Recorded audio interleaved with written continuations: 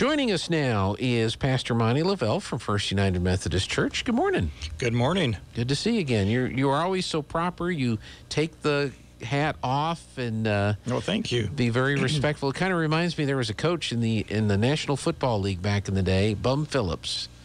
I don't know where he got the name Bum. Maybe he was. I don't know. But he had a cowboy hat. But if he was indoors, the Houston Astrodome or the Superdome in New Orleans, he would respectfully not wear the hat. That's right. Even though it was a part of his persona, and you look on the sideline, you expect to see him in the hat. But if he was indoors, the hat came off. So That's right. That's the way you're supposed to do it. Or that's the way I was raised to do it. I was going to say, where were you raised? Were you raised in New Mexico or Texas? Texaco. Texaco, okay. Not too far from here. No, it's not. So my folks are still up there, and my sister is right across the tracks in Texas at Farwell, and so get up there every once in a while. Yeah, ranching family? No, my dad worked in a feedlot. My mom worked in the school system as administrative assistant there. So, but we lived just right outside the city limits, and we had horses and raised sheep and show pigs and had steers and cattle. So, I was involved in that growing up. Around animals. Yes. And Yep. Do you still have animals? You still ride horses? I get to ride every once in a while. Get to go out and help a church member brand or ship cattle in the fall, and so I enjoy it. It's good to get out. Yeah, you can't have too many animals in town, though. No, they probably wouldn't. They would probably frown on that. Some neighbors as well. That's right. I know you want to talk about upcoming Easter and Easter services, and share a little bit about what is planned at First United Methodist Church for that. So, okay. Well, first, just thanks for having me on this morning. It's always good to be here in the studio. And this coming Sunday is Palm/Passion Sunday, and it begins the beginning of Holy Week. And so it's always a special Sunday. Our children are going to come in waving the palm branches, and they're singing this Sunday morning as well. We've got 2 children's choirs, and they will be opening our service, and then coming in later as the praise team leads us, they will be waving the palm branches, coming in and celebrating the reminder of the triumphal entry. And we will focus on that this Sunday, as well as starting to focus on Jesus' death on the cross for our salvation. And then those services 10:15 this Sunday, and then on Thursday, the 14th, we will have a Holy Thursday or Maundy Thursday service. And it's always a very special service as well. That service will begin at 7 o'clock. Part of what we do in that service is it's very, very informal. I guess in some ways most of our services are pretty informal these days, but it's just really laid back. We're going to spend some time worshiping, and then we read through the Passion narrative. As we do that, we extinguish a candle after each reading, and the sanctuary, the lights in the sanctuary gradually get darker. So when we finish that service, we end at the crucifixion and the burial of Christ as the last scripture reading. And then it's total dark in the sanctuary. And recently I was visiting with some people as I was trying to, plan this service, and they said, "Oh, that's one of our favorite services." And I said, "Well, tell me why it's one of your favorite services." And they said, "Well, it's so relaxing in some ways and reflective, and it just really prepares us then for Good Friday and then coming back on Easter Sunday to celebrate the resurrection."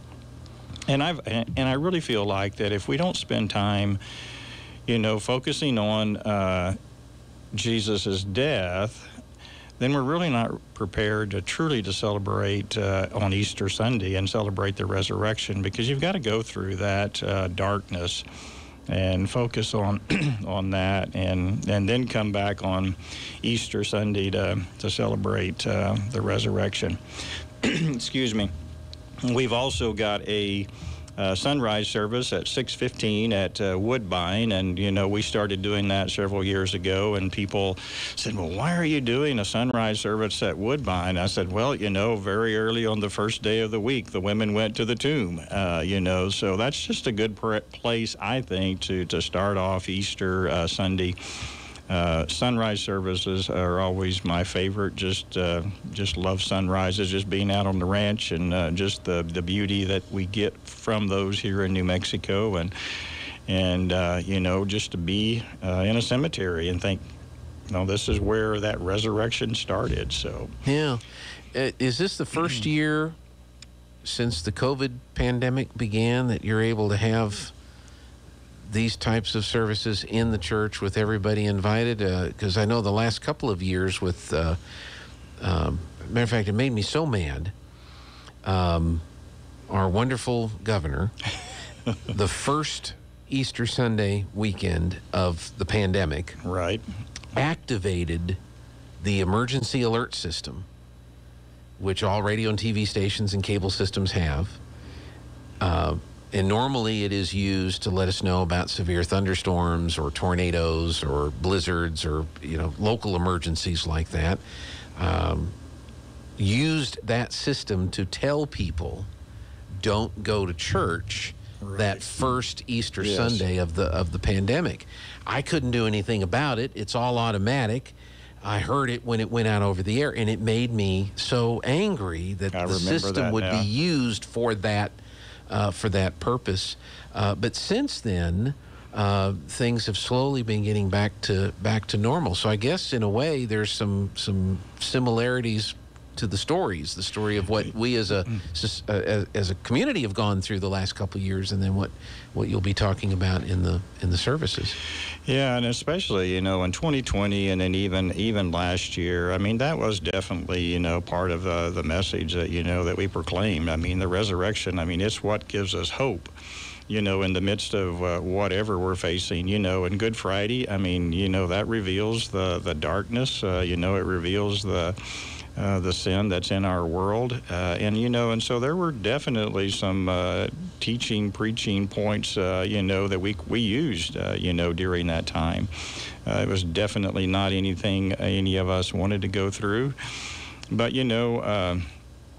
we all go through, wildernesses, and but God's always, He promises to be with us in the darkness and in the wilderness, and that is, that in life and death and life beyond death, God is with us, and that's the hope that we have and proclaim, even on, Good Friday. I mean, it's good. It's a dark day, but it's good because of what Jesus did for us, and so, there is that hope that we have. Yeah, so we want to encourage people to attend if they at all possibly can. Absolutely. It's a big day. So. Yes, it is.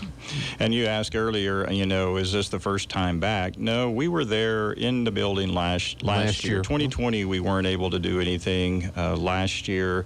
I mean, we didn't have the numbers that we had previously, but it was probably one of our, from where we started, 2021, it was definitely one of our bigger services. And we're gradually, picking back up in attendance, and we're, happy for that and seeing new people come in. And so it's tough in lots of ways, but it's also exciting. Yeah.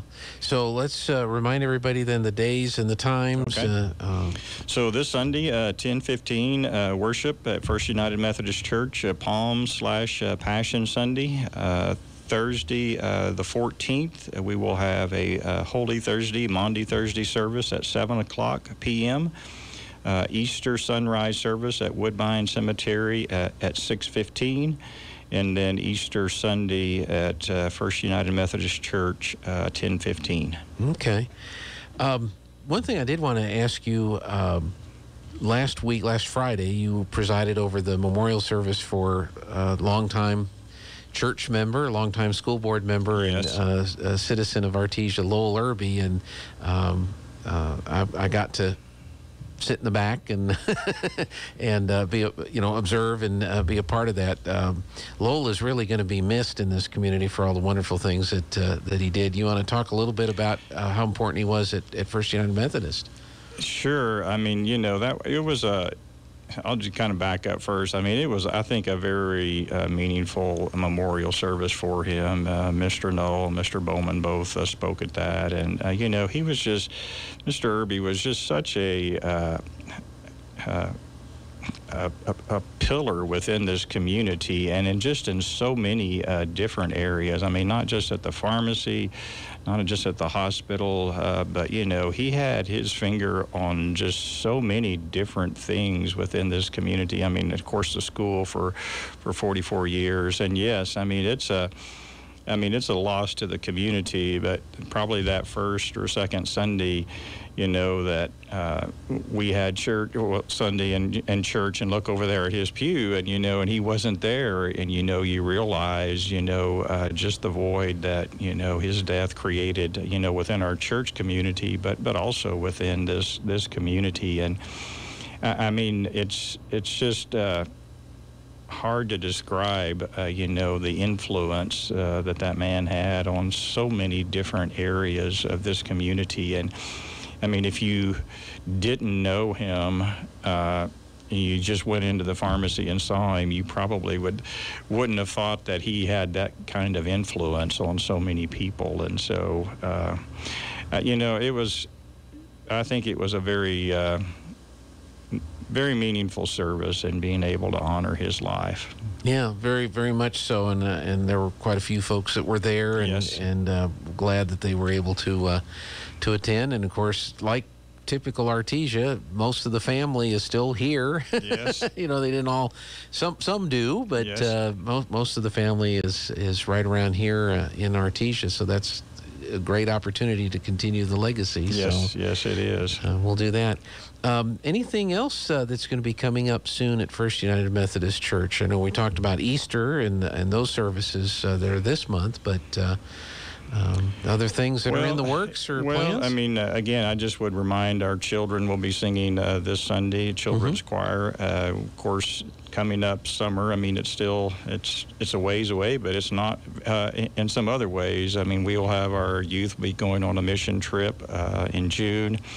We've got church camps scheduled at Sacramento Camp up in the Sacramento Mountains, and so anybody out there has kids or grandkids that they'd like to send to summer camp, they can get in touch with me at the church, and we would be glad to get you some information on elementary camp, younger elementary kids, youth camps. They've got horse camps up there, family camps. So there's just lots of opportunities there if people are interested in that. But the camps are fun. How primitive is the camp? Is it?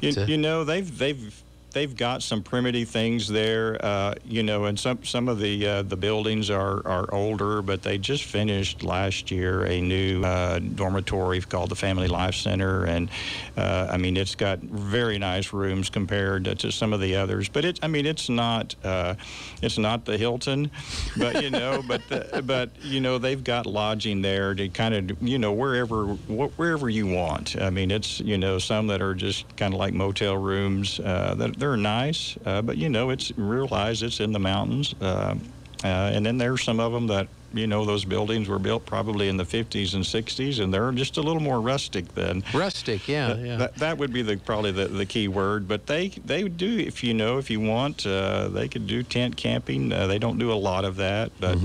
I will compliment Sacramento Camp on their camp food is some of the best in the country. It is very good.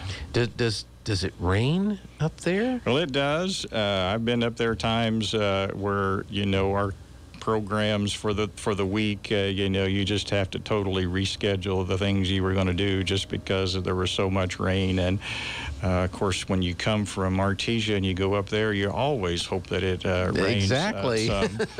Last year, I took a group of kids up there for a confirmation retreat, and we went up there on a Friday, and Friday we were, in T-shirts and, just sunny, and then I woke up the next morning and, there was probably 3 or 4 inches of snow on the ground. So, I mean, but it was beautiful up there. Of course. So those are some programs coming up that if you've got kids that could benefit from that. Or adults. I mean, they've got lots of activities for the whole family up there. Wow, that sounds great. I know we like to, from time to time, it'll be, 110 degrees here, and we'll try to figure out a way to wander up to the mountains of Cloudcroft or Ruidoso just to get out of the heat in the summertime. Absolutely. So it's nice to know that it's there. But I don't know that people want to plan on camping in the middle of winter in the mountains, No. It's probably not the most desirable time to do that. But they'll do it if they're honeyed. That's right. If they're of course. Yeah. They'll figure out a way to do that. Is there anything else that you'd like to share with us today? Or enjoyed being here this morning. Very good. You picked a good day. We actually wound up with some donuts today. So I saw those out there. You're welcome, whatever you would like to have. But Pastor Monty Leavell from First United Methodist Church, thank you so much for being with us today. Thanks for having me. Let's have you back again real soon. Okay. All right. Thanks a lot.